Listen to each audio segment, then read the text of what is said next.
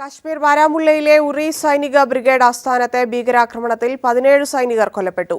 മുഴുവൻ ഭീകരരെയും സൈന്യം വധിച്ചു. 20 സൈനികർക്ക് ഗുരുതരമായി പരിക്കേറ്റു. ആക്രമണത്തിന് പിന്നിൽ ജെയ്ഷെ മുഹമ്മദ് എന്ന സൈന്യം അറിയിച്ചു. വിവരങ്ങളുമായി മനു ശങ്കർ ചേരുന്നു. മനു, ആക്രമണത്തിന്റെ കൂടുതൽ വിശദാംശങ്ങൾ.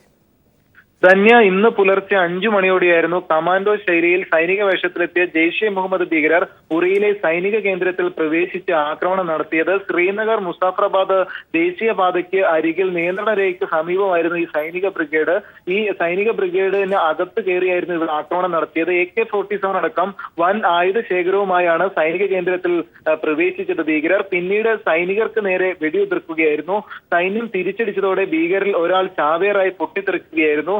പിന്നീട് മണിക്കൂറുകൾ നീണ്ട പോരാട്ടത്തിനൊടുവിലും പാരാട്രൂപ്പിനെ കൂടി അടിയന്തരമായി സ്ഥലത്തേക്ക് എത്തിച്ച് സംയുക്തമായി നടത്തിയ തിരിച്ചടിയിലാണ് ഭീകരരെ വധിക്കാനായത്. 3 ഭീകരരടക്കം 4 പേരെയും കൊല്ലപ്പെട്ടു. ചാവേർ ആക്രമണത്തെ തുടർന്ന് 17 സൈനികർ മരിച്ചിട്ടുണ്ട്. 20 സൈനികർക്ക് പരിക്കേറ്റു. ഈ പരിക്കേറ്റ സൈനികരെ 70 കിലോമീറ്റർ അകലെയുള്ള ശ്രീനഗറിലെ സൈനിക ആശുപത്രിയിൽ പ്രവേശിപ്പിച്ചിരിക്കുകയാണ്. ഇതിൽ 16 സൈനികരുടെ നില ഗുരുതരമായി തുടരുന്നു എന്നാണ് ലഭിക്കുന്ന റിപ്പോർട്ടുകൾ. ഭീകരാക്രമണത്തെ പ്രധാനമന്ത്രി നരേന്ദ്രമോദി അപലപിച്ചു. ഭീകരാക്രമണം ഭീരുത്വമാണെന്നും ആക്രമണം നടത്തിയവരെ ശിക്ഷിക്കാതെ വിടില്ലെന്നും പ്രധാനമന്ത്രി ട്വിറ്ററിൽ കുറിക്കുകയും ചെയ്തു. പിന്നീടും തുടർ ആക്രമണ സാധ്യതയുണ്ട് എന്നാണ് ഇപ്പോൾ രഹസ്യാന്വേഷണ വിഭാഗം മുന്നറിയിപ്പ് നൽകിയിരിക്കുന്നത്.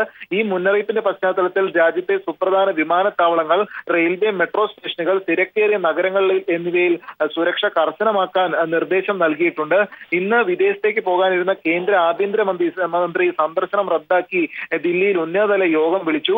സൈനിക തലങ്ങളിലെ ഉന്നത ഉദ്യോഗസ്ഥരും അതോടൊപ്പം ആഭ്യന്തര സെക്രട്ടറിയും ഈ യോഗത്തിൽ പങ്കെടുത്തു. നിലവിൽ 2014 ശേഷം കാശ്മീരിലുണ്ടാകുന്ന ഏറ്റവും വലിയൊരു ഭീകരാക്രമണമാണിത്. പത്താൻകോട്ടിന് ശേഷം വലിയ സുരക്ഷാ വീഴ്ചയാണ് ഇപ്പോൾ വീണ്ടും ഏറ്റവും സുരക്ഷ ഉണ്ടായിരുന്ന നിലവിലെ കാശ്മീരിലെ തന്നെ സൈനിക കേന്ദ്രത്തിൽ ഇത്തരത്തിലൊരു ആക്രമണത്തിലൂടെ ഉണ്ടായിരിക്കുന്നത്. ധന്യ. മനുവാണ് വിശദാംശങ്ങൾ നൽകിയത്.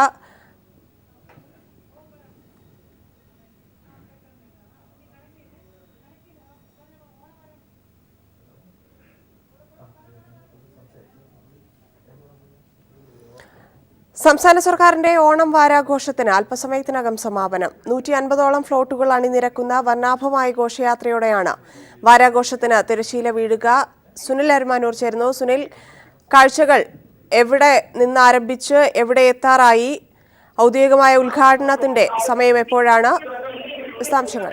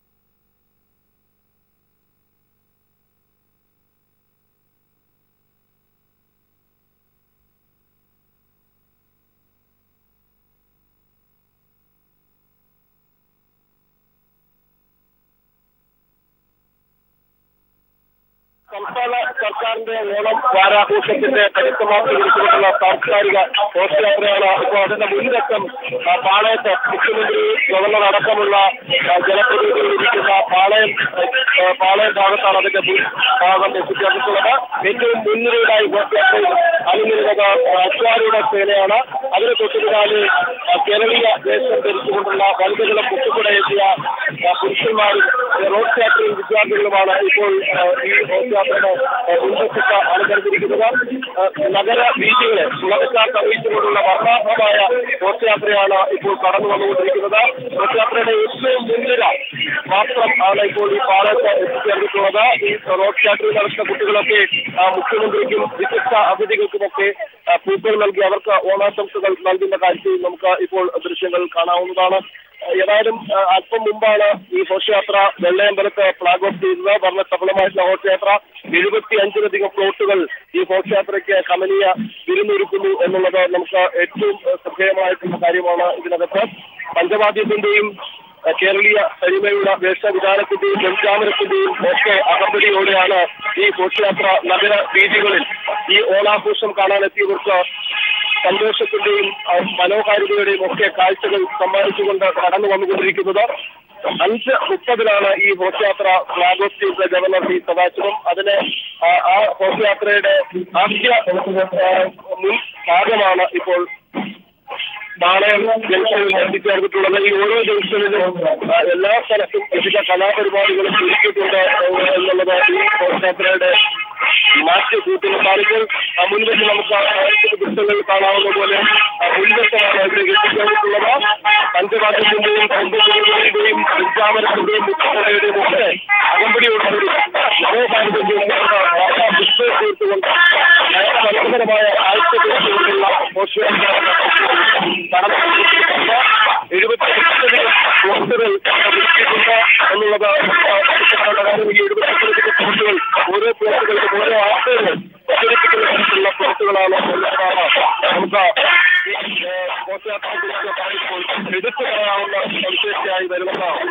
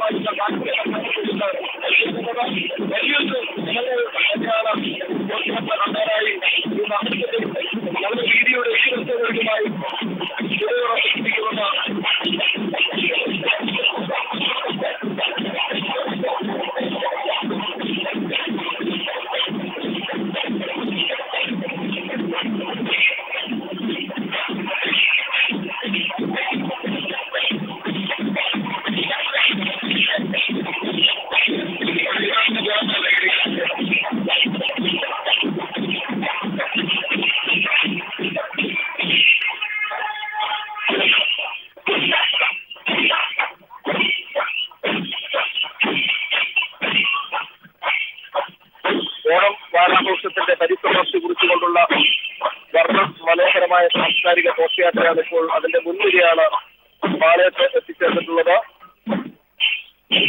മോഹിനിയാട്ടം നർത്തകിമാരുടെ നിര, അതുപോലെ തന്നെ കേരളീയ വേഷമണിഞ്ഞ 100 പുരുഷന്മാർ മുത്തുകുടയുമേന്തി ആനവട്ടവും വെഞ്ചാമരവും ഒക്കെ കൂടിക്കൊണ്ടുള്ള കേരളത്തിന്റെ തനത് കലാരൂപങ്ങളുടെ ഒക്കെ ദൃശ്യാവിഷ്കാരം, ഇതൊക്കെ ഈ ഘോഷയാത്രയുടെ ഓരോ നിരയായി ആണ് അണിനിരന്നുകൊണ്ടിരിക്കുന്ന പാളയത്താണ് വിശിഷ്ടാതിഥികളെല്ലാം ഈ ഘോഷയാത്ര ആസ്വദിക്കാനായി നിലയുറപ്പിച്ചിട്ടുള്ളത്.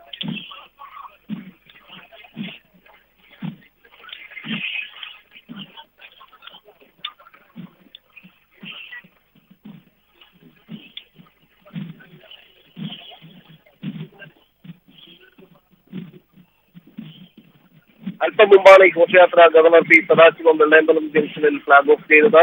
അതിന്റെ ആദ്യ നിരയാണ് ഇപ്പോൾ പാളയത്ത് എത്തിച്ചേർന്നിട്ടുള്ള. ഓരോ കേന്ദ്രങ്ങളിലും നേരത്തെ തന്നെ ആളുകൾ ഈ ഘോഷയാത്ര ആസ്വദിക്കുന്നതിനായി നേരത്തെ തന്നെ എത്തിയിരുന്നു എന്നുള്ളത് തന്നെയാണ്. 100 യുവാക്കളാണ് മുത്തുക്കുടയും ഏന്തിക്കൊണ്ട് കേരളത്തിന്റെ തനത് വേഷം അണിഞ്ഞുകൊണ്ട് ഈ ഘോഷയാത്രയിൽ അണിനിരന്ന് മുന്നോട്ട് പോകുന്നത്.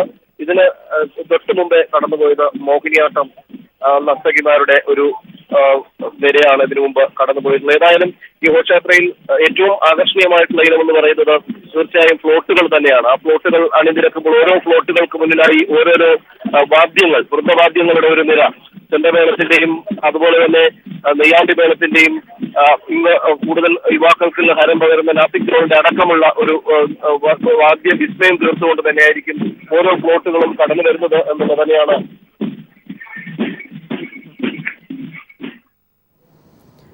സംസ്ഥാന സർക്കാരിന്റെ ഓണം വാരാഘോഷത്തിന്റെ സമാപനം നടക്കുകയാണ്. വർണ്ണാഭമായ ഘോഷയാത്രയിലേക്ക് തിരിച്ചെത്താം. സംസ്ഥാന സർക്കാരിന്റെ ഓണം വാരാഘോഷത്തിന്റെ സമാപന ചടങ്ങുകളിലേക്ക്.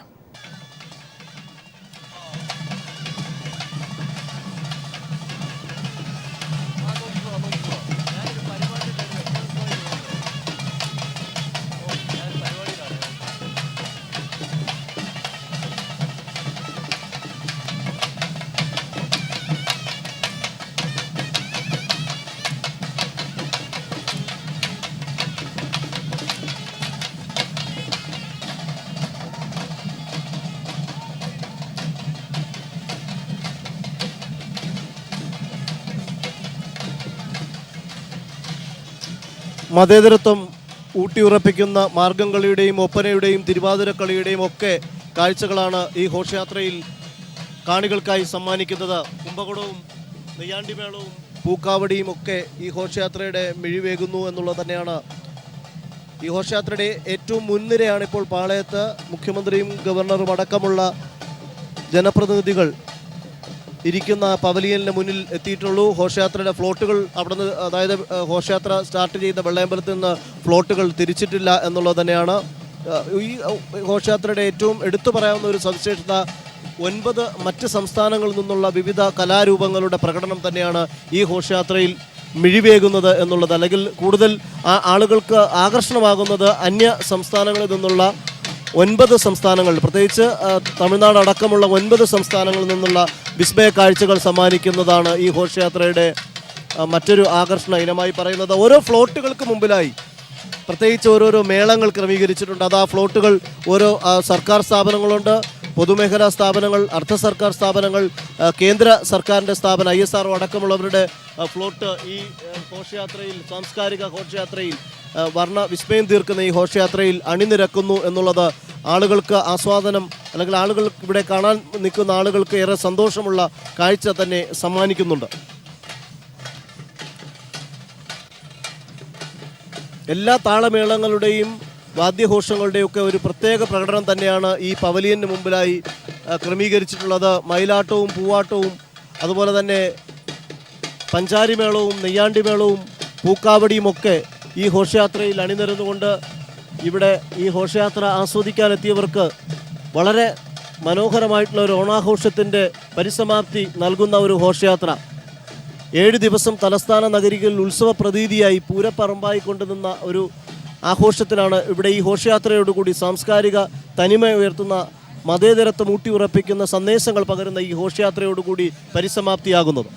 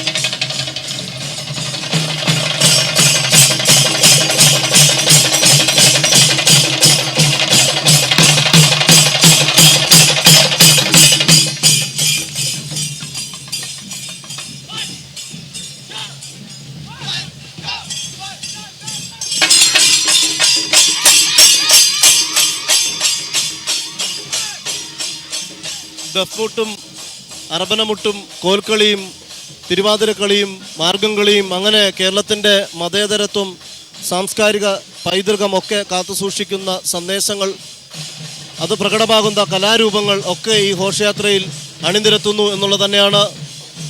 യുവാക്കളുടെ ഹരം പകരുന്ന പുതിയ നാസിക് ഡോളിൻ്റെ പ്രകടനം, അതുപോലെ അന്യ സംസ്ഥാനങ്ങളിൽ നിന്നുള്ള കലാകാരന്മാർ അണിനിരക്കുന്ന അവരുടെ സാംസ്കാരിക തനിമ ഉയർത്തുന്ന അവരുടെ കലാരൂപങ്ങളുടെ ഒക്കെ പ്രകടനം ഈ ഘോഷയാത്രയുടെ ഓരോരോ ഭാഗവും മനോഹരമാക്കുന്നു, ഓരോരോ ഭാഗവും കൂടുതൽ ആകർഷകമാക്കുന്നു എന്നുള്ളത് തന്നെയാണ്.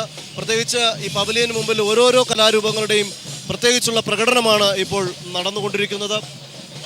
ഈ കലാരൂപങ്ങളെല്ലാം കടന്നുപോയ ശേഷം സംസ്ഥാന സർക്കാരിന്റെ ഓണം വാരാഘോഷത്തിന്റെ സമാപന ഘോഷയാത്രയാണ് നടക്കുന്നത്. ഘോഷയാത്രയിലേക്ക് തിരിച്ചെത്താം. വാർത്തകളിലേക്ക്. പ്രമുഖ വസ്ത്ര നിർമ്മാതാക്കളായ MCR ഗ്രൂപ്പിന്റെ 2ാം ഷോറൂം കോയമ്പത്തൂരിൽ പ്രവർത്തനം ആരംഭിച്ചു. ക്രോസ് കട്ട് റോഡിലെ ഒപ്പനക്കര സ്ട്രീറ്റിലെയും ഷോറൂമുകളുടെ ഉദ്ഘാടനം MCR ഗ്രൂപ്പ് സ്ഥാപകൻ MA ചാക്കോയും ഭാര്യ ടി ഏലിയമ്മയും ചേർന്ന് നിർവഹിച്ചു. MCR ബ്രാൻഡ് അംബാസിഡർ നടൻ പ്രഭു ചടങ്ങിൽ മുഖ്യാതിഥിയായിരുന്നു. ആദ്യ വിൽപ്പനയും പ്രഭു നിർവഹിച്ചു. MCR group chairman MC Robin, managing director MC Rixon, Coimbatore mayor Rajkumar എന്നിവർ ഉദ്ഘാടന ചടങ്ങിൽ പങ്കെടുത്തു. കോഴിക്കോട് കോസ്മോസ് സ്പോർട്സിൽ നിർമ്മിച്ച ബാഡ്മിന്റൺ റാക്കറ്റ് ഗിന്നസ് വേൾഡിൽ ഇടം പിടിച്ചു. 18 മീറ്റർ ഉയരവും 6 മീറ്റർ വീതിയുമുള്ള റാക്കറ്റ് രൂപകൽപ്പന ചെയ്തത് കാർട്ടൂണിസ്റ്റ് ദിലീപാണ്. 50 മണിക്കൂർ കൊണ്ടാണ് റാക്കറ്റ് നിർമ്മിച്ചത്. കോസ്മോസ് സ്പോർട്സിൽ നടന്ന ചടങ്ങിൽ MK രാഘവൻ MP-യും സംസ്ഥാന sports council president TP Dasan തുടങ്ങിയവരും ചേർന്ന് സർട്ടിഫിക്കറ്റ് പ്രദർശിപ്പിച്ചു. Cosmos sports chairman AK Nishad, executive ഡയറക്ടർമാരായ നിഷാദ് തുടങ്ങിയവർ ചടങ്ങിൽ പങ്കെടുത്തു.